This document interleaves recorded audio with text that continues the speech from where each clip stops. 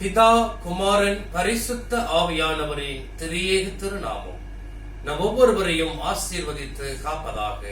ஆமென். கிறிஸ்து உயிர்த்தெழுந்த பண்டிகைக்கு பின்வரும் 5வது ஞாயிற்றுக்கிழமை. இன்றைய நாளில் இந்த சிறிய ஆராதனை துவக்கத்திற்காக கடவுளுடைய திருப்பெயர் மாட்சிமை உண்டாகும் வண்ணமாக 164வது கீர்த்தனையை இணைந்து பாடுவோம். ஜெபத்தை கேட்கும் எங்கள் தேவா, ஜெபத்தின் வாஞ்சை தந்தருளும், ஜெபத்திலே தரித்திருந்து ஜெபத்தின் மேன்மை காண செய்வீர் என்ற 164வது கீர்த்தனையை நாம் அனைவரும் இணைந்து பாடுவோமாக.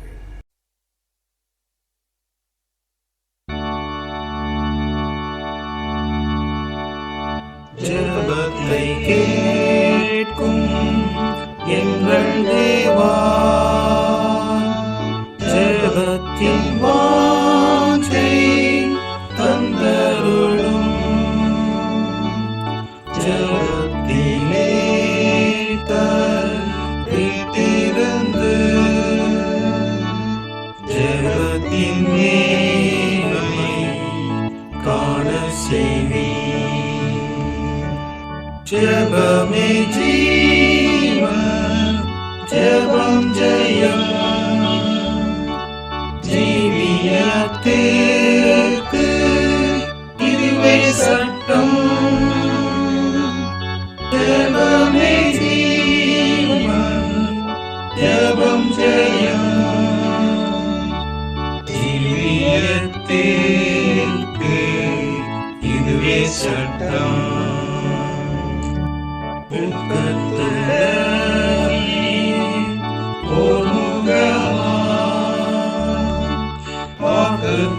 வாக்குத்தத்தத்தை பற்றிக் கொண்டு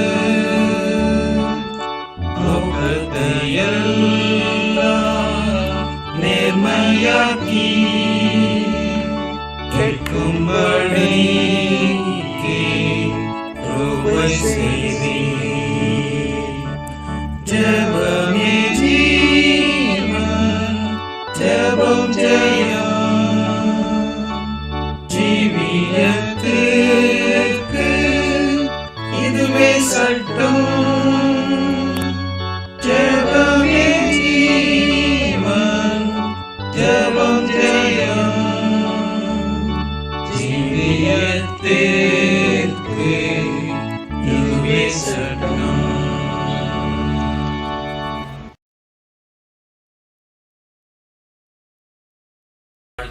ஆண்டவரை நோக்கி ஜெபம் செய்வோம்.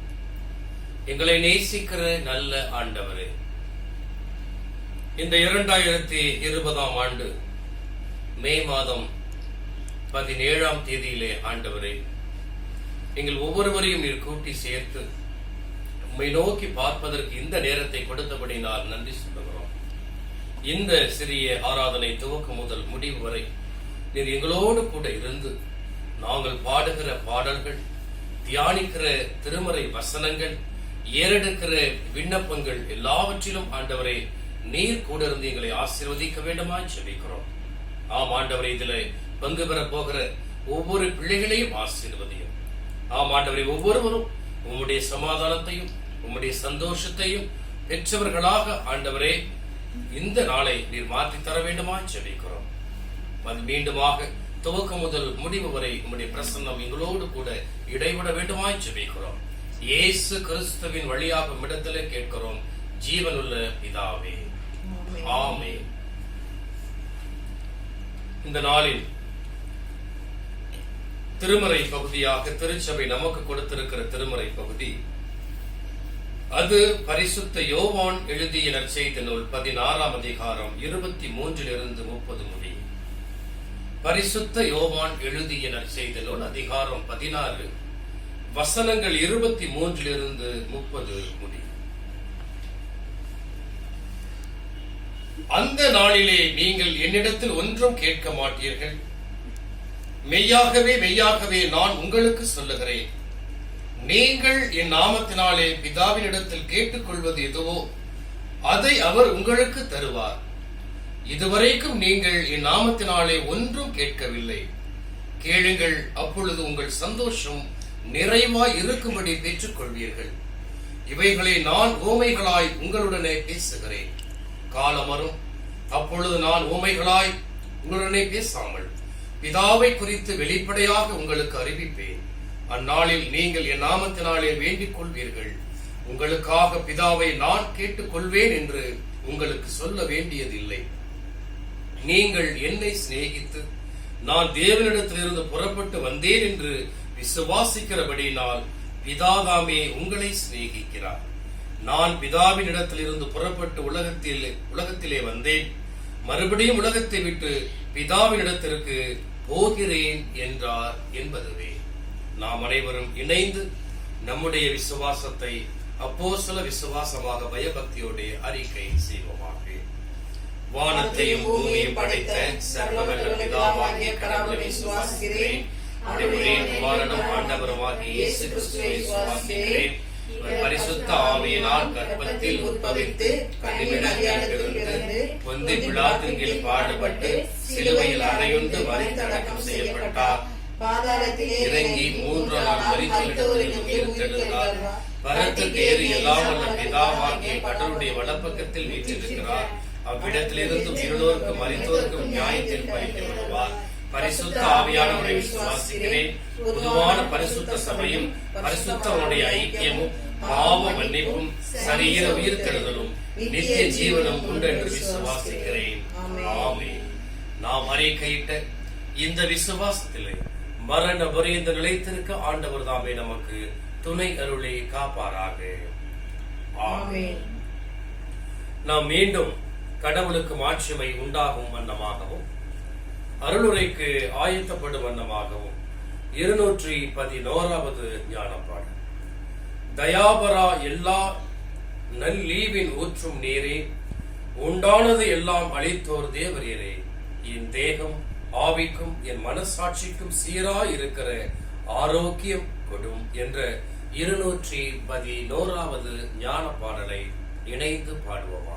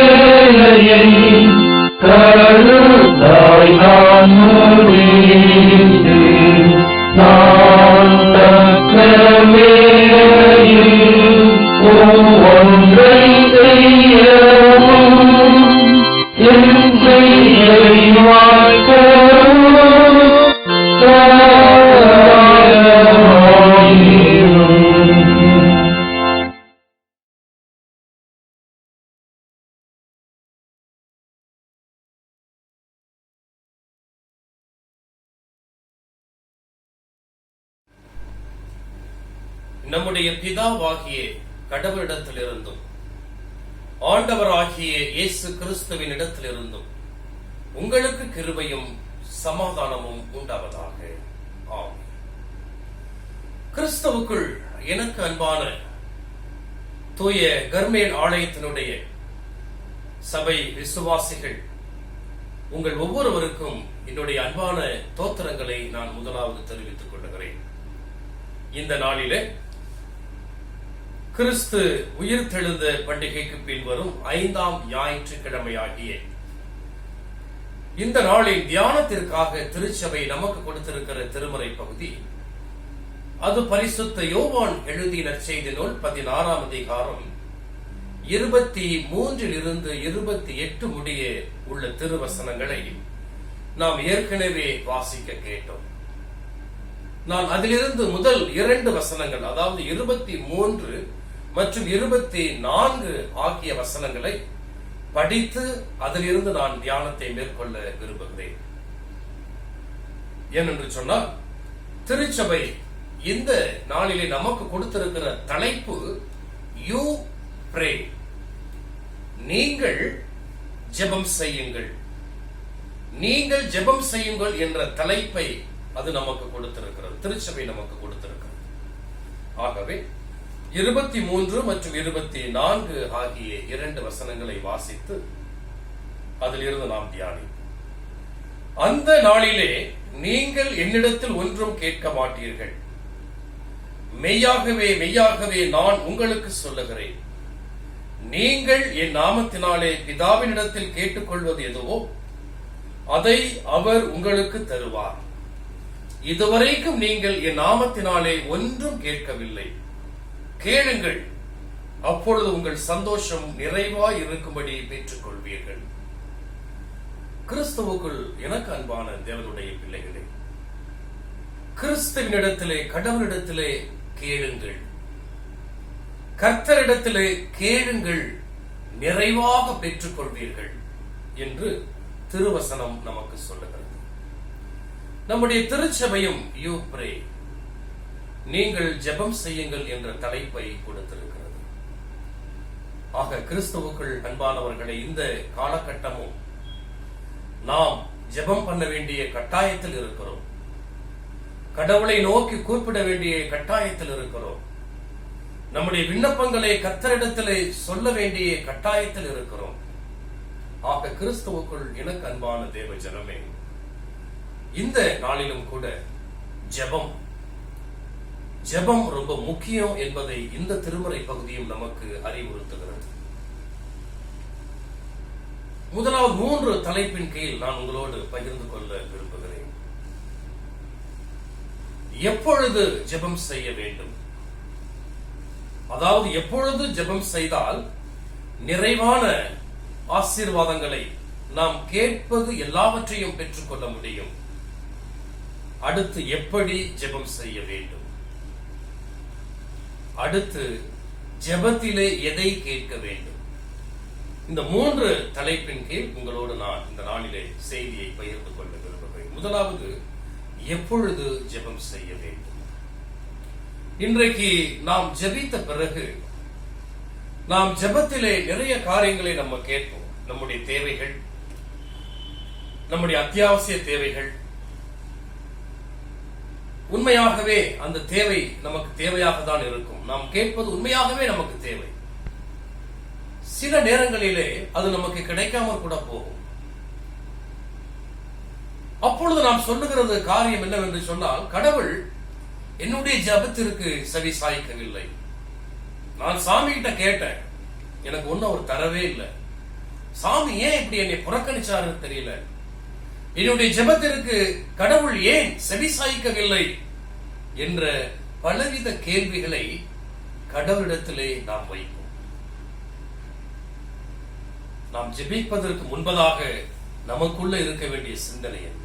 அதுதான் இந்த நாளினுடைய செய்தி. நாம் ஜெபிப்பதற்கு முன்பதாக நம்முடைய தகுதிகள் என்ன? அப்படி நாம் ஜெபிக்கின்ற பொழுது கடவுள் நிறைவானவர்களை நமக்கு தருகிறார். இதே யோவான் 15ஆம் அதிகாரம் 7ஆம் வசனத்தில் நம்ம படித்தோம் அப்படின்னு என்று சொன்னால், நீங்கள் என்னிலும் என் வார்த்தைகள் உங்களிலும் நிலைத்திருந்தால் நீங்கள் கேட்டுக்கொள்வது எதுவோ அது உங்களுக்கு செய்யப்படும். நம்ம நிறைய கேட்கிறோம், அது நம்முடைய உரிமை. நம்ம கடவுள் நம்மிடத்திலே நம்ம கேட்க வேண்டும் என்று எதிர்பார்க்கிறார், அதுல தவறு ஒன்றும் இல்லை. நிறைய கேட்கிறோம். நாம் செய்யப்படுகிற, நாம் ஏறெடுக்கிற இந்த விண்ணப்பம் நிறைய நேரங்களிலே அது நமக்கு பலனாக வருகிறது. நிறைய நேரங்களிலே அந்த ஜெபம் கடவுளால் அங்கீகரிக்கப்படுவது இல்லை. அதற்கு என்ன காரணம்? அதற்கு என்ன காரணம்? நாம் கடவுளை குறை சொல்ல ஆரம்பித்து விடுவோம். கடவுளுடைய ஜெபத்திற்கு செவி சாய்க்கவில்லை, கடவுளுடைய ஜெபத்தை கேட்கவில்லை. நான் உபவாசம் இருந்து ஜெபம் செய்தேனே, நான் இவ்வளவு இக்கட்டான நேரத்திலும் கூட நான் கர்த்தரை நோக்கி மன்றாடினேன். எனக்கு பல வேலைகள் இருந்தது. எல்லா வேலையும் விட்டுட்டு நான் சாமி கிட்ட ஜெபம் செய்தேன். ஆனால் கர்த்தர் என்னுடைய ஜெபத்தை கேட்கவில்லையே என்று நாம் நிறைய நேரம் நம்மை நாமே நாம் சொல்லிக்கிட்டே இருப்போம். மற்றவர்கள்ட்ட சொல்லியிருப்போம், நம்ம மனசுக்குள்ள பேசிட்டு இருந்திருப்போம். ஆனால் திருமறை இந்த இடத்திலே ஒரு வார்த்தை அற்புதமாக சொல்லுகிறது. என்னவென்று கேட்டால், நீங்கள் என்னிலும் என் வார்த்தைகள் உங்களில் நிலைத்திருந்தால் நீங்கள் கேட்டுக்கொள்வது எதுவோ அது உங்களுக்கு செய்யும். ஆண்டவராகிய இயேசு கிறிஸ்து அவருடைய திரு வார்த்தைகள், அவருடைய திருவசனம், அவருடைய போதனைகள் இவற்றை நம் இருதயத்திலே நிலைநிறுத்தி அதன்படி வாழுகின்ற பொழுது அப்பொழுது நாம் ஏறெடுக்கிற ஜெபத்திற்கு பதில் உண்டு. அப்பொழுது நாம் கேட்டுக்கொள்வது எதுவோ நமக்கு கிடைக்கும் என்று இந்த திருமறையின் வாயிலாக, அதாவது யோவான் 15ஆம் அதிகாரம் 7ஆம் வசனத்தின் வாயிலாக ஆண்டவராகிய இயேசு கிறிஸ்து நம்மோடு சொல்லுகிறார். இன்னொரு வார்த்தையும் சொல்றார். முதல்ல, நீங்கள் என்னிலும். கிறிஸ்துவுக்குள் அன்பான தேவனுடைய பிள்ளைகளே, ஆண்டவராகிய இயேசு கிறிஸ்து நம்மிலும், அவருடைய திரு வார்த்தை நம்மிலும், அவருடைய திருவசனத்தை கை கொண்டு அவருடைய போதனைகளை நம்முடைய உள்ளத்திலே இருதயத்திலே நிலைநிறுத்தி அதன்படி வாழ்ந்து அப்பொழுது நாம் ஒரு ஜெபத்தை ஏறெடுப்போமேயானால் அந்த ஜெபத்திற்கு கட்டாயமாக பலன் உண்டு. அந்த ஜெபம் கண்டிப்பாக அங்கீகரிக்கப்படும் என்று திருமறை நமக்கு சொல்லுகிறது. கிறிஸ்துவுக்குள் எனக்கு அன்பானவர்களே, இனி வரும் காலங்களிலே நாம் ஜெபம் செய்வதற்கு முன்பதாக கர்த்தருடைய திருவார்த்தை என்னில் நிலைத்திருக்கிறதா? கர்த்தருடைய திருவார்த்தையின்படி நான் நடக்கிறேனா? கர்த்தருடைய திருவசனம் என்னை புடமிட்டு இருக்கிறதா என்று நாம் யோசிப்போம். கர்த்தரிடத்திலே நாம் ஏறெடுக்கிற ஜெபம் ஒருவேளை அங்கீகரிக்கப்படவில்லை என்று சொன்னால் நமக்குள்ள ஏதோ பிழை இருக்கிறது, நமக்குள்ள ஏதோ குறைவு இருக்கிறது என்று நாம் சிந்திப்போமே ஒழிய, சிந்திக்க வேண்டுமே ஒழிய கடவுள் மேல் குறை சொல்வது தவறு. சாமி தெளிவா சொல்றார், நீங்கள் எது கேட்டுக்கொண்டாலும் உங்களுக்கு அது கிடைக்கும். நீங்கள் எது கேட்டுக்கொண்டாலும் கிடைக்கும். ஆனால் எப்பொழுது கேட்கணும்? ஆண்டவராகிய இயேசு கிறிஸ்து நமக்குள்ளாக வர வேண்டும். அவருடைய திரு வசனத்தின்படி நாம் நடக்க வேண்டும். அவருடைய திரு வார்த்தையை நாம் கை கொள்ள வேண்டும். அவருடைய போதனைகளை கண்ணும் கருத்துமாக இருதயத்திலே நிறுத்தி அதன்படி வாழ வேண்டும். அன்பு, அவருடைய போதனை என்ன? அன்பு, சமாதானம், புறங்கூறாமை, சந்தோஷம், மன்னிப்பு, ஏற்ற தாழ்வு இல்லாத ஒரு வாழ்க்கை, இப்படி சொல்லிக்கிட்டே போலாம்.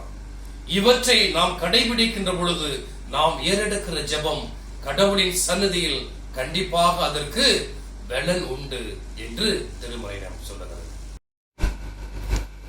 கிறிஸ்துவுக்குள் அன்பான தேவனுடைய பிள்ளைகளே, இரண்டாவது தலைப்பு நான் உங்களோடு சொன்னேன், எப்படி ஜெபிக்க வேண்டும். ஃபர்ஸ்ட், எப்பொழுது ஜெபித்தால் நாம் நிறைய ஆசீர்வாதங்களை நாம் ஜெபிக்கிறதை பெற்றுக்கொள்ள முடியும் என்று நான் சொன்னேன்.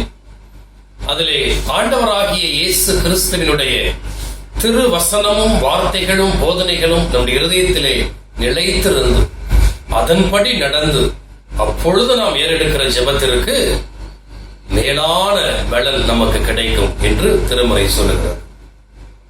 இப்பொழுது எப்படி ஜெபிக்க வேண்டும்? ஒரு நபர் 2 ஜெபத்தை ஏறெடுக்கிறார். ஒரே ஒரு நபர் 2 ஜெபத்தை ஏறெடுக்கிறார். 2 வெவ்வேறு சூழல். ஆனால் அதிலே ஒரு ஜெபம் கடவுளால் அங்கீகரிக்கப்படுகிறது, மற்றொரு ஜெபம் கடவுளால் நிராகரிக்கப்படுகிறது. அவர் யார் என்று சொன்னால் அவர்தான் யோனா தீர்க்கதரிசி. யோனா 2ஆம் அதிகாரம் 1ஆம் வசனம், அந்த மீனின் வயிற்றிலிருந்து யோனா தன் தேவனாகிய கர்த்தரை நோக்கி விண்ணப்பம் பண்ணி. நமக்கு எல்லோருக்குமே தெரியும், யோனா 3 நாட்கள் மீனின் வயிற்றிலே இருந்தார் என்று. அதற்கான காரணத்தை நமக்கு தெரியும். கடவுள் ஒரு ஊழியத்தின் நிமித்தமாக அவனை அழைப்பார். அதாவது நினிவே பட்டணத்திற்கு நீ போக வேண்டும், அங்க உள்ள மக்களுக்கு நீ நற்செய்தி சொல்ல வேண்டும் என்று அழைப்பார். அவன் கர்த்தருடைய சத்தத்திற்கு கீழ்ப்படியாதவனாய் தர்ஷுக்கு ஓடி போவான், தர்ஷு பட்டணத்துக்கு ஓடி போவான். அப்படி போகின்ற வழியில தான் கடவுள் அவன் இருக்கிற அந்த கப்பலை மிகவும் சேதத்திற்குள்ளாக்கி அதிலிருந்து அவனை கீழே தூக்கி போடுவாங்க. இந்த கப்பல் இப்படிப்பட்ட நிலைக்கு காரணம் யார் என்று பார்க்கின்ற பொழுது அது யோனாவின் பேரிலே சீட்டு வீழும். அதன் பிறகு அவனை தூக்கி கடலிலே போடுவார்கள். இவனை வேண்டிக் கொள்வான், என்னை நான் தான் இதற்கு காரணம் என்று வேண்டிக் கொள்வான். அவனை தூக்கி கடலிலே போடுகின்ற பொழுது அது மீன் அவனை விழுங்கி மீனின் வயிற்றுக்குள் இருந்து ஒரு ஜெபம் செய்வான். என்ன ஜெபம் என்று சொன்னா, இந்த மீனின் வயிற்றிலிருந்து என்னை விடுவியும் அப்படின்னு சொல்றோம். அதான் அவன் ஏறெடுக்கிற ஜெபம். அந்த மீனின் வயிற்றிலிருந்து என்னை விடுவியும் என்று கர்த்தரை நோக்கி அவன் வேண்டிக் கொள்வான். அப்படி அவன் வேண்டிக் கொண்ட பிறகு 10ஆம் வசனத்தில் கர்த்தர் மீனுக்கு கட்டளையிட்டார், அது யோனாவை கரையிலே கக்கிவிட்டது. அன்பான தேவனுடைய பிள்ளைகளே, இந்த இடத்துல யோனா பண்ணுகிற முதல் ஜெபத்திற்கு பதில் கிடைத்தது. அடுத்தது 2வது ஜெபம். 2வது ஜெபம் எங்கன்னு கேட்டீங்கன்னா, அதே யோனா 4ஆம் அதிகாரம் 1ஆம் வசனம். யோனாவுக்கு இது மிகவும் விசனமாய் இருந்தது. அவன் கடும் கோபம் கொண்டு கர்த்தரை நோக்கி விண்ணப்பம் பண்ணி, கர்த்தாவே, நான் என் தேசத்தில் இருக்கும் போதே நான் இதை சொல்லவில்லையா? இதன் நிமித்தமே நான் முன்னமே தர்ஷுக்கு ஓடி போனேன் நீ என்று சொல். யோனாவுக்கு எது விசனமாய் இருந்தது? 3ஆம் அதிகாரம் கடைசி வசனத்துல பாத்தீங்கன்னா, அவர்கள் தங்கள் பொல்லாத வழியை விட்டு திரும்பினார்கள் என்று தேவன் அவர்களுடைய கிரியைகளை பார்த்து தாம் அவர்களுக்கு செய்வேன் என்று சொல்லி இருந்த தீங்கை குறித்து மனஸ்தாபப்பட்டு அதை செய்யாதிருந்தார்.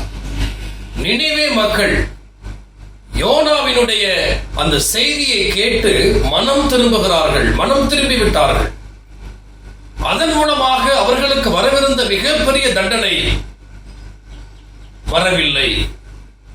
இதுதாங்க யோனாவுக்கு ரொம்ப விசனமா இருக்கு. யோசிச்சு பாருங்களேன், ஒருவனுக்கு, ஒரு கூட்ட மக்களுக்கு கடவுள் தண்டனை கொடுக்கவில்லை என்று சொல்லி ஒரு தீர்க்கதரிசி மிகவும் விசனம் கொள்ளுகிறார். அப்பதான் ஜெபம் பண்றாரு, நான் தர்ஷுக்கு ஓடி போனேன், எதுக்கு என்னை கொண்டு வந்து இப்படி இது மாதிரி பண்ணீங்க? இப்ப அவங்களுக்கு வரவிருந்த தண்டனை இப்பொழுது இல்லாமல் போயிற்று. அப்பதான் ஜெபம் பண்றான். பாருங்க, யோனாவுக்கு இது மிகவும் விசனமாய் இருந்து அவன் கடும் கோபம் கொண்டு கர்த்தரை நோக்கி விண்ணப்பம் பண்ணினான். எவ்வளவு எரிச்சல் பாருங்க. ஒரு மக்கள் மனம் திரும்புவதிலே அவனுக்கு இருந்த எரிச்சலை நீ நல்லமா கவனிக்கணும். அப்பொழுது ஒரு ஜெபம் ஏறெடுக்கிறான். அந்த ஜெபம் கடவுளால் நிராகரிக்கப்படுகிறது.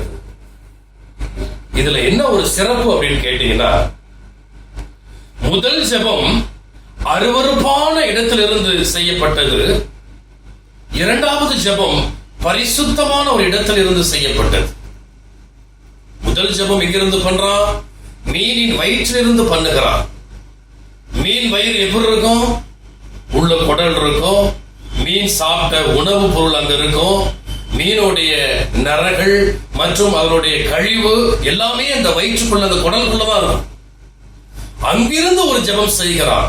ஆக மீன் வயிறு ஒரு நாற்றம் எடுத்த ஒரு இடத்தில் இருந்து செய்யப்படுகிற ஜெபத்திற்கு கடவுள் அங்கீகாரம் கொடுக்கிறார். அதே நேரத்தில் நினிவே நகரம் இப்பொழுது ஒரு பரிசுத்த நகரமாக இருக்கிறது. நினிவேயில் இருக்கிற மக்கள், ராஜா தொடங்கி அடிமட்ட மக்கள் வரை எல்லோரும் மனம் திரும்பி உபவாசம் இருந்து மனம் திரும்பி ஜெபித்து கர்த்தருடைய மன்னிப்பை பெற்றுக் கொண்டார்கள். அவர்களுக்கு வர இருந்த தண்டனை முற்றிலும் தவிர்க்கப்பட்டது. இப்பொழுது பாவ மன்னிப்பு பெற்றவர்களாய் எல்லோரும் பரிசுத்தவான்களாக மாறி இருக்கிறார்கள். ஆக நினிவே நகரம் இப்பொழுது ஒரு பரிசுத்த பூமியாக மாறி இருக்கிறது. அங்கிருந்துதான் யோனா ஜெபத்தை ஏறெடுக்கிறார். அந்த ஜெபம் கடவுளால் நிராகரிக்கப்படுகிறது. அன்பான தேவனுடைய பிள்ளைகளே, நாம் எங்கிருந்து ஜெபம் செய்கிறோம் என்பது முக்கியமல்ல, மாறாக நம்முடைய ஜெபத்திலே நாம் கேட்பதிலே கடவுளுடைய சித்தம் இருக்கிறதா, நாம் கேட்பதிலே கடவுள் இதை விரும்புகிறாரா என்று நாம் நினைத்து ஜெபிக்க வேண்டும். அதை நம்ம நினைக்கணும். நமக்கு பிடிச்சதை கேட்கிறோம், இது கடவுளுக்கு பிடிச்சிருக்குதா? நமக்கு பிடிச்சது மட்டும்தான் ஜெபம் அல்ல, அதில் முக்கியமானது கடவுளுக்கு பிடிக்க வேண்டும். அதனாலதான் நம்முடைய ஆண்டவராகிய இயேசு கிறிஸ்து நமக்கு ஒரு ஜெபத்தை சொல்லிக் கொடுக்கும் பொழுது கூட இப்படி சொல்றார்: பரமண்டலங்கள் இருக்கிற எங்கள் பிதாவே, உம்முடைய நாமம் பரிசுத்தப்படுவதாக, உம்முடைய ராஜ்யம் வருவதாக, உம்முடைய சித்தம் பரமண்டலத்திலே செய்யப்படுகிறது போல பூமியிலையும் செய்யப்படுவதாக. ஆக கர்த்தருடைய சித்தத்திற்கு முதலாவது நம்முடைய ஜெபம் முக்கியத்துவம் கொடுக்கப்பட வேண்டும். நம்முடைய ஜெபத்துல அவருடைய மரண தருவாயில ஒரு ஜெபம் பண்றார் கெத்செமனே தோட்டம். ஆண்டவரே, உமக்கு சித்தமானால் இந்த பாத்திரம் என்னை விட்டு நீங்க கடவுது. உமக்கு சித்தமானால், அதாங்க ரொம்ப முக்கியம். நாம் ஏறெடுக்கிற ஒவ்வொரு ஜெபத்திலும் கர்த்தருடைய சித்தம் இருக்கிறதா என்று நாம் பார்க்க. நமக்கு பிடித்ததையே ஜெபம் பண்ணிட்டு, நமக்கு பிடித்ததே நம்ம கர்த்தரிடத்துல கேட்டுட்டு, கர்த்தர் இதுக்கு அங்கீகாரம் கொடுக்கல, இது செவி கொடுக்கல அப்படின்னு கடவுளை குறை சொல்வது என்பது நல்ல கிறிஸ்தவனுக்கு அழகன். மாறாக கடவுள் அவருடைய சித்தம் என்னவென்று அறிந்து, எனக்கு பிடிக்குது பரவாயில்ல, இந்த காரியம் கடவுள் விரும்புகிறாரா அப்படி என்று நாம் சிந்திக்க அழைக்கப்படுகிறோம். கிறிஸ்துவுக்குள் அன்பான இதனுடைய பிள்ளைகள், முதலாவது தலைப்பு என்ன சொன்ன? நாம் எப்பொழுது ஜெபம் செய்ய வேண்டும்? எப்பொழுது ஜெபம் செய்தால் நாம் ஜெபிக்கிற அந்த விண்ணப்பங்களுக்கு கடவுள் செவி கொடுப்பார், மேலானவைகளை தருவார்? அதற்கு நான் சொன்ன பதில் கர்த்தருடைய திருவசனமும் நம்முடைய ஆண்டவராகிய இயேசு கிறிஸ்து அவருடைய திருவார்த்தையும் அவருடைய போதனைகளும் நம் இருதயத்திலே நிலைத்திருக்குமேயானால் அந்த ஜெபத்திற்கு மிகுதியான பலன் உண்டு என்று யோவான் 15ஆம் அதிகாரம் 7ஆம் வசனம் நமக்கு சொல்லுது. இங்கே எந்த இடத்திலிருந்து ஜெபிக்கிறோம், அடுத்தது எப்படி ஜெபிக்க வேண்டும், எந்த இடத்திலிருந்து ஜெபிக்கிறோம் என்பது முக்கியம் அல்ல. நம்முடைய ஜெபத்திலே கர்த்தருடைய சித்தம், கர்த்தருடைய விருப்பம் இருக்கிறதா என்பதை நாம் நினைத்து ஜெபிக்க அழைக்கப்படுகிறோம். கிறிஸ்துவுக்குள் அன்பான தேவனுடைய பிள்ளைகளை, இப்பொழுது ஜெபத்திலே எதை கேட்க வேண்டும்? நாம் ஜெபம் செய்வதற்கு முன்பதாக நாம் ஒரு லிஸ்ட் போட்டுக்குவோம். நம்முடைய தேவைகள் எல்லாவற்றையும் எப்படி மளிகை ஜாமான் வாங்குறதுக்கு ஒரு லிஸ்ட் போடுறோமோ அது போல என்ன பண்ணுவோம், எல்லாவற்றையும் ஒரு லிஸ்ட் போட்டுக்குவோம். அது இல்லாம ஜெப குறிப்புகள் இருக்குமாயின் அதையும் சேர்த்து நம்ம ஜெபம் செய்வோம். இது வழக்கமாக நாம் ஏறெடுக்கிற ஜெபம். இந்த ஜெபம் இப்படி செய்யக்கூடாது என்று நான் சொல்லவில்லை. முதலாவது அதையும் நம்ம புரிஞ்சுக்கணும். நம்ம வழக்கமா என்னுடைய தேவைகளை கடவுளிடத்திலே கேட்பது என்பது இயல்பு. ஆனால் நாம் கேட்க வேண்டிய மிக முக்கியமான ஒன்று இருக்கிறது, அதை நாம மறந்துவிடக்கூடாது. கேட்க வேண்டிய ஒன்று மிக முக்கியமாக இருக்கிறது. அடுத்து நம்ம பார்த்தோம் அப்படின்னு சொன்னா, இப்ப சமீப காலமா ஒரு மத்தேயு 7:7 கேளு கேளு அப்படிம்பாங்க. மத்தேயு 7:7 சாமி கேட்க சொல்லியிருக்கிறாரு. ஆகவே சகட்டு மேனிக்கு வாயில வந்தது எல்லாத்தையும், நம்முடைய தேவைகள் எல்லாவற்றையும் நமக்கு சாமி கிட்ட கொட்டி தீர்த்துருவோம். ஆண்டவரே, எனக்கு அது வேணும், இது வேணும், இப்படி ஆக்கும், இப்படி ஆக்கும், நான் இப்படி அப்படி எல்லாமே என்ன பண்ணுவோம், நம்ம கேட்போம். ஒரு தகப்பனுகிட்ட பிள்ளைகளாகிய நாம் கேட்பது என்பது இயல்பு. தகப்பனும் அதனால அவரு கோவித்துக் கொள்ள மாட்டார். சரி, என்னுடைய பிள்ளை தானே கேட்குது என்று அவருக்கு நல்லா தெரியும், ஒரு கோவிச்சுக்க மாட்டார். ஆனால் ஜெபத்திலே நாம் கேட்க வேண்டிய மிக முக்கியமான ஒன்று இருக்கிறது. எத்தனை பேர் அதை நம்ம கேட்டிருக்கோம் அப்படிங்கிறது இந்த நாள் நம்ம தெரிஞ்சுக்க போறோம். மத்தேயு அந்த 7ஆம் அதிகாரத்திலே 7ஆம் வசனத்திலிருந்து சொல்லப்படுகிற அந்த விஷயத்தை லூக்கா ரொம்ப அற்புதமா பதிவு செய்வார்.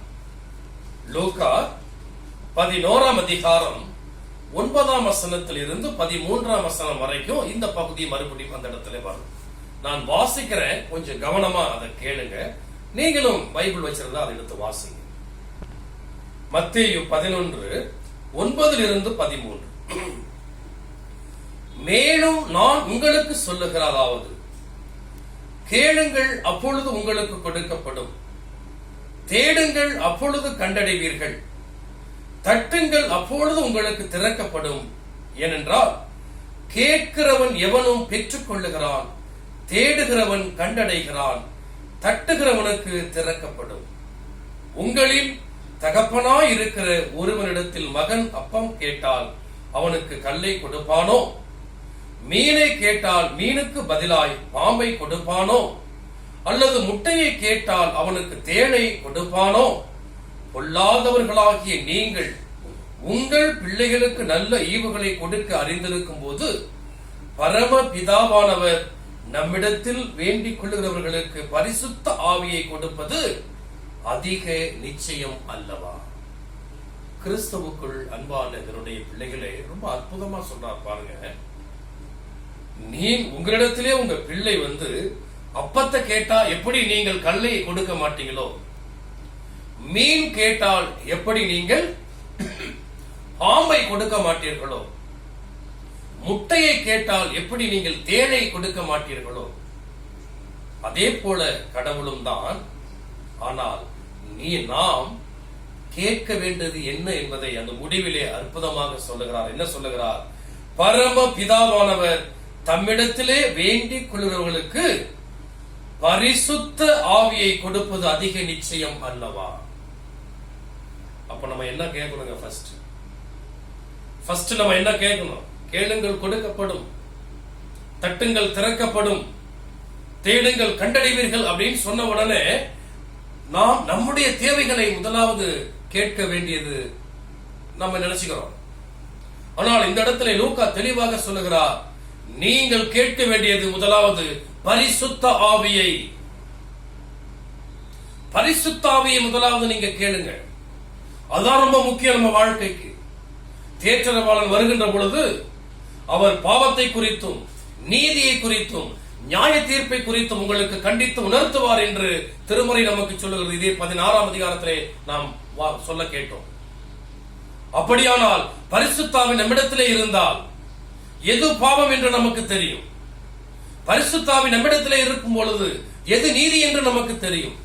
பரிசுத்தாவின் நம்மோடு கூட இருக்கின்ற பொழுது நமக்கு எதிராக நியாய தீர்ப்பு என்று ஒன்று இருக்கிறது என்பதை அடிக்கடி நம்ம உள் மனசுக்குள்ள இருந்து நமக்கு சுட்டி காமிச்சுக்கிட்டே இருக்குதுங்க. ஆக இந்த பரிசுத்த ஆவி நமக்குள்ளே வருகின்ற பொழுது நாம் பரிசுத்தவான்களாக மாற முடியும், பரிசுத்த வாழ்க்கை வாழ முடியும், பாவம் இல்லாத ஒரு வாழ்க்கை வாழ முடியும், நீதியுள்ள ஒரு வாழ்க்கை வாழ முடியும் என்பதை ஆண்டவராகிய இயேசு கிறிஸ்து நமக்கு தெளிவாக சொல்லி இருக்கிறார். ஆகவே நாம் கேட்க வேண்டியது முதலாவது பரிசுத்த ஆவியை. பரிசுத்த ஆவி நமக்குள்ளே வருகின்ற பொழுது அதன் பிறகு நம்முடைய வாழ்க்கை செம்மையானதாக மாறும், நம்முடைய வாழ்க்கை பரிசுத்தமாக மாறும், நம்முடைய வாழ்க்கை கடவுளுக்கு ஏற்ற, கடவுளின் சித்தப்படி, கடவுளுக்கு பிரியமான வாழ்க்கையாக மாறும். அப்பொழுது நீங்கள் எதை கேட்டாலும் கடவுள் உங்களுக்கு கொடுப்பார். ஆக கிறிஸ்துவுக்குள் அன்பானவர்களே, இப்பொழுது கூட நாம் எல்லோரும் ஜெபிக்கிறோம். இந்த கொரோனா வைரஸுக்காக நம்ம ஜெபிக்கிறோம். எப்பொழுது நம்மை விட்டு போகும், நாம் எப்பொழுது இயல்பான வாழ்க்கைக்கு வரப்போகிறோம் என்று ஆவலோடு நாம் ஜெபிக்கிறோம். எப்பொழுது இந்த ஆலய கதவுகள் திறக்கும் என்று ஆவலோடு நாம் ஜெபிக்கிறோம். இந்த ஜெபம் கண்டிப்பாக தேவை. இந்த ஜெபம் கண்டிப்பாக, இது கடவுளுடைய சித்தம். எல்லாருக்காக ஜெபிக்கிறது கடவுள் நம்மிடத்தில் விரும்புகிறார். மத்தேயு 18:14 சொல்லுது, ஒருவனும் கெட்டு போவது கர்த்தருடைய சித்தம் அல்ல. ஒருவரும் கெட்டு போவது, ஒருவரும் வீழ்ந்து போவது, ஒருவரும் மரணத்தை சந்திப்பது கர்த்தருடைய சித்தம் அல்ல. இப்படி எங்கு பார்த்தாலும் சுகவீனங்களும் பலவீனங்களும் நோய்களும் அதன் மூலமாக இறப்புகளும் மரணங்களும் வருகின்ற பொழுது அப்படிப்பட்ட மக்களுக்காக நாம் ஜெபிக்கிறோம் வேண்டும் என்று நாம் நினைக்கிறோம் இல்லையா? இது நம்மிடத்திலே கடவுள் எதிர்பார்க்கிறார். இது கடவுளுடைய விருப்பம். ஆக கிறிஸ்துவுக்குள் அன்பான தேவனுடைய பிள்ளைகளே, நாம் கர்த்தரிடத்திலே முதலாவது கேட்க வேண்டியது என்னவென்று சொன்னார்? பரிசுத்த ஆவி. பரிசுத்த ஆவி நமக்குள்ள இருக்கின்ற பொழுது நம்முடைய வாழ்வு செம்மையானதாக மாறும், நம்முடைய வாழ்க்கை பரிசுத்தமானதாக மாறும். கிறிஸ்துவுக்குள் அன்பானவர்களே, ஆக திருச்சபை நமக்கு கொடுத்திருக்கிறது, யூ ப்ரே, நீங்கள் ஜெபம் பண்ணுங்கள். எப்பொழுது ஜெபம் பண்ண வேண்டும்? எப்பொழுது ஜெபம் செய்தால் நம்முடைய ஜெபத்திற்கு மேலான பதிலை கடவுள் நமக்கு கொடுப்பார். நாம் கிறிஸ்துவிலும் கிறிஸ்துவின் வார்த்தை நம்மிலும் நிலைத்திருக்கின்ற பொழுது நீங்கள் கேட்டுக் கொள்வது எதுவோ அது உங்களுக்கு கொடுக்கப்படும் என்று யோவான் 15:7 நமக்கு சொல்லுகிறது. அதே போல யோனா என்கிற ஒரு நபர், ஒரு தீர்க்கதரிசி 2 ஜெபத்தை ஏறெடுத்தார். ஒன்று நாரி நாற்றம் எடுத்த இடத்தில் இருந்து, இன்னொன்று பரிசுத்த பூமியில் இருந்து. நாரி நாற்றம் எடுத்த இடத்திலிருந்து செய்த ஜெபம் கடவுளால் கேட்கப்பட்டது. பரிசுத்தமான இடத்திலிருந்து செய்யப்பட்ட ஜெபம் கடவுளால் அங்கீகரிக்கப்படவில்லை. காரணம், அங்கே கடவுளின் சித்தம் இருக்க வேண்டும். கடவுள் அந்த ஜெபத்தை விரும்ப வேண்டும். நாம் கேட்கிறது கடவுளால் விரும்பப்பட வேண்டும். அவருடைய சித்தத்தின்படி அமைகின்ற பொழுது அந்த ஜெபம் கடவுளால் அங்கீகரிக்கப்படும். அடுத்து எதை கேட்க வேண்டும்? நமக்குள்ள அநேக தேவைகள் இருக்கலாம், நிறைய தேவைகள் நமக்குள்ள இருக்கு. எல்லாத்துக்கும் இருக்கு, எனக்கு இருக்கு, உங்களுக்கு இருக்கு, எல்லாத்துக்கும் இருக்கு. ஆனால் கடவுள் நம்மிடத்தில் எதிர்பார்ப்பது, முதலாவது நாம் கேட்க வேண்டியது பரிசுத்த ஆவி. கேளுங்கள் கொடுக்கப்படும், தட்டுங்கள் திறக்கப்படும், தேடுங்கள் கண்டறிவீர்கள். எதை? யாரை? பரிசுத்த ஆவி. அந்த பரிசுத்த ஆவி நம்மிடத்தில் வருகின்ற பொழுது நம்முடைய வாழ்க்கை செம்மையானதாக மாறும். அதன் பிறகு நாம் ஜெபத்தில் எதை கேட்டாலும் கடவுள் நமக்கு கொடுப்பார். ஆனால் இன்னொன்னுங்க, ஆண்டவராகிய இயேசு கிறிஸ்து இல்லாமல் எந்த ஜெபமும் கர்த்தருடைய சந்நிதியிலே போய் சேராது. ஆண்டவராகிய இயேசு கிறிஸ்து இல்லாமல் எந்த ஜெபமும் கர்த்தருடைய சந்நிதியிலே போய் எட்டாது. அவர்தான் மூலம். அவர் மூலமாக செய்யப்படுகிற ஜெபத்திற்கு தான் இது எல்லாமே பண்ணிட்டோம். ரைட், ஓகே, நம்ம எல்லாமே பண்ணிட்டோம். கர்த்தர் நம்முடைய ஆண்டவராகிய இயேசு கிறிஸ்துவின் மூலமாக செய்யப்படுகிற ஜெபம் மட்டுமே இயேசு கடவுள்கிட்ட நம்ம போகும். ஆக இயேசு சாமி இல்லாம ஜெபம் இல்லை, இயேசு சாமி இல்லாம ஒன்றுமே இல்லை, இயேசு சாமி இல்லாம மீட்பு இல்லை, இயேசு சாமி இல்லாம பரிசுத்த ஆவி இல்லை. எல்லாவற்றிற்கும் மூல காரணர் நம்முடைய ஆண்டவராகிய இயேசு கிறிஸ்து. ஆக ஜெபம் செய்யுங்கள். கர்த்தருடைய நம்முடைய ஆண்டவராகிய இயேசு கிறிஸ்துனுடைய வார்த்தைகளை முழுமையாக கை கொண்டு அதன் பிறகு ஜெபம் செய்யுங்கள். ஜெபம் செய்கின்ற பொழுது இந்த காரியத்திலே கடவுள் விரும்புகிறாரா என்று சிந்தித்து ஜெபம் செய்யுங்கள். அடுத்து ஜெபத்திலே முதலாவது நீங்கள் கேட்க வேண்டியது பரிசுத்த ஆவி. ஆக இப்படியாக நம்முடைய ஜெபம் இருக்குமாய் மேலான ஆசீர்வாதங்களை கடவுள் நமக்கு கொடுத்து நம்மை ஆசீர்வதித்து காப்பாராக. அதோடு மட்டுமல்ல, நாம் கொரோனாவுக்காக ஜெபிக்கிறோம். தொடர்ந்து ஜெபம் செய்யுங்கள். இந்த ஜெபத்திற்கு கடவுள் ஒரு நாள் கண்டிப்பாக அவர் பதில் கொடுப்பார். சூழ்நிலையை தலைகளாக மாற்ற நம்முடைய ஆண்டவரால் முடியும். சூழ்நிலை, இப்பொழுது இருக்கிற சூழ்நிலை தலைகளாக மாற்றப்படும். அது ஆண்டவராகிய இயேசு கிறிஸ்துவினாலே முடியும். மருத்துவர்களை நம்பினோம், இல்ல, இப்பொழுது ஒரே மருத்துவர் தான் நம்முடைய ஆண்டவராகிய இயேசு கிறிஸ்து. அவரை நோக்கி அவர் மூலமாக கர்த்தரிடத்திலே நம்முடைய விண்ணப்பங்களை ஏறெடுப்போம். ஆண்டவர் உங்களை ஆசீர்வதித்து பாதுகாத்து பராமரித்து காப்பாராக. தலைகளை தாழ்த்தி ஆண்டவரை நோக்கி ஜெபம் செய்வோம். எங்களை நேசிக்கிற நல்ல ஆண்டவரே, நாங்கள் அநேக நேரங்களிலே நம்மிடத்திலே விண்ணப்பங்களை செய்திருக்கிறோம். அதற்கு முன்பதாக கர்த்தருடைய திருவசனம், கர்த்தருடைய திரு வார்த்தை எங்களுடைய ஆண்டவராக இயேசு கிறிஸ்து எங்கள் உள்ளத்தில் நிலையாக நாட்டப்பட்டிருக்கிறாரா என்பதை, கர்த்தருடைய திருவசனம் இருக்கிறதா என்பதை நாங்கள் அறியாமல் செய்திருக்கிறோம் ஆண்டவரே. ஆம் சுவாமி, நிறைய நேரங்களில் எங்களுடைய ஜெபம் எங்களுடைய விருப்பம் சார்ந்தே இருக்கிறது ஆண்டவரே. உம்முடைய விருப்பத்தை மறந்து போனோம் ஆண்டவரே. நிறைய நேரங்களுடைய எங்களுடைய ஜெபம் ஆண்டவரே எங்களுடைய தேவைகளை மையப்படுத்தி இருக்கிறது சுவாமி. ஆனால் பரிசுத்த ஆவியானவரை மையப்படுத்தி இல்லை ஆண்டவரே. இனி வரும் காலங்களிலே எங்களுடைய ஜெபமும் இப்படிப்பட்டதாயிருந்து அநேக ஆசீர்வாதங்களை கர்த்தரிடத்தில் இருந்து பெற்றுக்கொள்ள தேவரீர் நீர் பரிசுத்த ஆவியானவரை எங்களுக்கு நீர் கொடுத்து ஆசீர்வதித்து காக்க வேண்டுமாய் இயேசு கிறிஸ்துவின் வழியாக உம்மிடத்திலே கேட்கிறோம் ஜீவனுள்ள பிதாவே, ஆமென். நம்முடைய ஆண்டவராகிய இயேசு கிறிஸ்துவின் கிருபையும் பிதாவாகிய கடவுளின் அன்பும் பரிசுத்த ஆவியின் ஐக்கியமும் அரவணைப்பும் பாதுகாப்பும் பராமரிப்பும் நம் அனைவரோடும் எப்பொழுதும் சதா காலங்களிலும் நின்று ஜெபம் செய்வோம். எங்களை நேசிக்கிற நல்ல ஆண்டவரே, கர்த்தாவை இப்பொழுதும் கடந்த நேரம் முழுவதும் நீர் எங்களோடு கூட இருந்து உம்முடைய திருவசனத்தின் மூலமாக நீர் எங்களோடு பேசியதற்காக உமக்கு நாங்கள் நன்றி சொல்லுகிறோம் சுவாமி. ஆண்டவரே, இப்பொழுதும் கூட கர்த்தாவே எங்களுடைய விண்ணப்பங்களுக்கு நீங்கள் செவிசாய்க்கும்படி உம்முடைய தாழ்மையாக நாங்கள் வேண்டிக் கொள்கிறோம் ஆண்டவரே. ஆம் சுவாமி, ஆண்டவரே, இந்த கொரோனா என்கிற கொடிய வைரஸினால் ஆண்டவரே நாங்கள் ஆலயத்திலே வந்து உம்மை ஆராதிக்க முடியாதபடி கர்த்தாவே நாங்கள் மிகவும் ஆண்டவரை சோர்வுற்றவர்களாக இருக்கிறோம் ஆண்டவரே. இந்த ஆலயம் எப்பொழுது திறக்கப்படும் என்று அவரோடு காத்திருக்கிறோம் சுவாமி. ஆண்டவரே, நாங்கள் ஆட்சியாளர்களை நம்பவில்லை, மருத்துவர்களை நம்பவில்லை, மாறாக உம்மை மட்டுமே நம்புகிறோம் ஆண்டவரே. நீரே கர்த்தாவே அந்த கொரோனா வைரஸை எதிர்த்து ஆண்டவரே, நீரே கர்த்தாவே அந்த கொரோனா வைரஸை எங்களிடத்திலிருந்து அப்புறப்படுத்தி ஒவ்வொரு பிள்ளைகளையும் மீட்டெடுக்க வேண்டுமாய் ஜெபிக்கிறோம். உலகம் முழுவதும் இதனால் ஆண்டவரே பல பொருளாதார நெருக்கடிகள், ஆண்டவரே பலவிதமான பிரச்சனைகள், கர்த்தாவே உணவு இல்லாமல் உடை இல்லாமல் அடிப்படை காரியங்கள் ஆண்டவரை நடைபெறாமல் இருக்கிறது சுவாமி. ஏழை மக்கள் மிகவும் பாதிக்கப்படுவதை ஆண்டவரை நாங்கள் அறிந்திருக்கிறோம் ஆண்டவரே. தேவரீர் தாமே அப்படிப்பட்ட கர்த்தாவே நிலை வராதபடி இந்த கொரோனா வைரஸை விரைவாக நீர் ஆண்டவரை எடுத்து போட்டு சகஜ நிலைக்கு நாங்கள் அனைவரும் திரும்பி இந்த ஆலயத்திலே வந்து உம்மை ஆராதிக்கவும் உம்மை போற்றவும் உம்மை வழிபடவும் அப்படிப்பட்ட ஒரு வாய்ப்பை கொடுத்து நீர் எங்களை ஆசீர்வதிக்க வேண்டுமாய் ஜெபிக்கிறோம் ஆண்டவரே.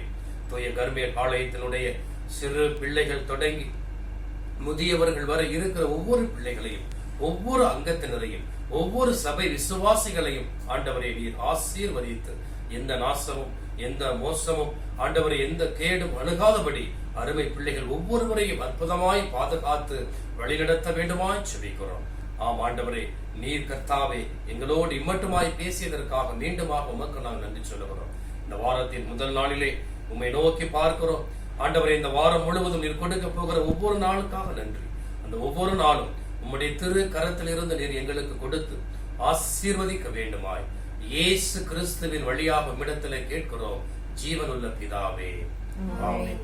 பரமண்டலங்களில் இருக்கிற எங்கள் பிதாவே, பரிசுத்தப்படுவதாக, உம்முடைய ராஜ்யம் வருவதாக, உம்முடைய சித்தம் பரமண்டலத்திலே செய்யப்படுகிறது போல பூமியிலேயும் செய்யப்படுவதாக. அன்றே வேண்டிய ஆகாரத்தை இன்று எங்களுக்கு தந்தரும். நாங்கள் எங்கள் கடனாளிகளுக்கு மன்னிக்கிறது போல நீர் எங்கள் பாவக்கடன்களை மன்னியும். எங்களை சோதனைக்குள் பிரவேசிக்க பண்ணாதிரும், தீமையை ரட்சித்துக் கொள்ளும். ராஜ்யமும் வல்லமையும் மகிமையும் என்றென்றைக்கும் உம்முடையவைகளே, ஆமென். கர்த்தரானவர் உங்களோடு இருப்பாராக.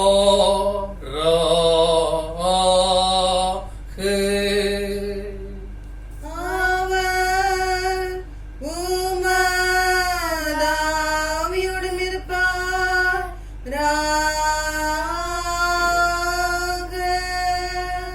கர்த்தரானவர் உன்னை ஆசீர்வதித்து உன்னை காப்பாராக.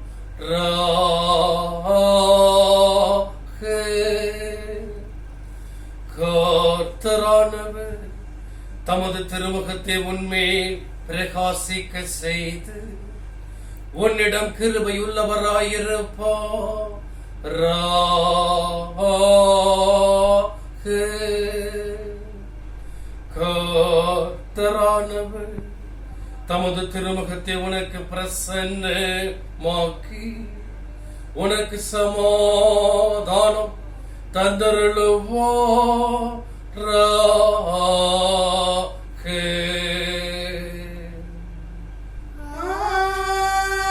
ஆமென். ஆமென்.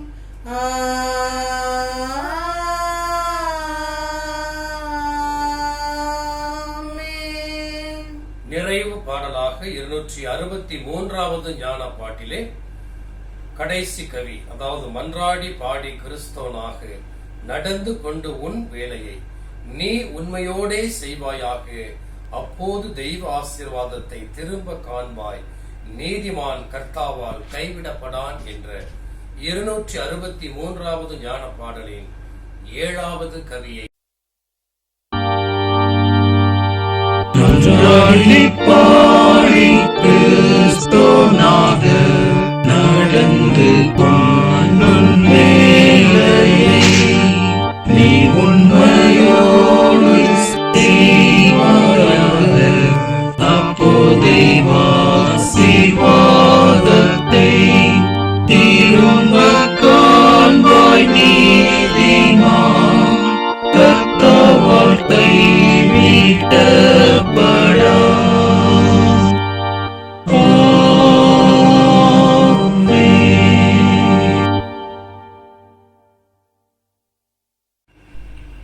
சுவாமியே கிருபையாயிரும், கிறிஸ்துவே கிருபையாயிரும், சுவாமியே கிருபையாயிரும். ஆமென். கர்த்தாவின் சமாதானம் எப்பொழுதும் எப்பொழுதும் சதா காலங்களிலும் உங்களோடு இருந்து உங்களை ஆசீர்வதித்து காப்பதாக. ஆமென். ஆமென்.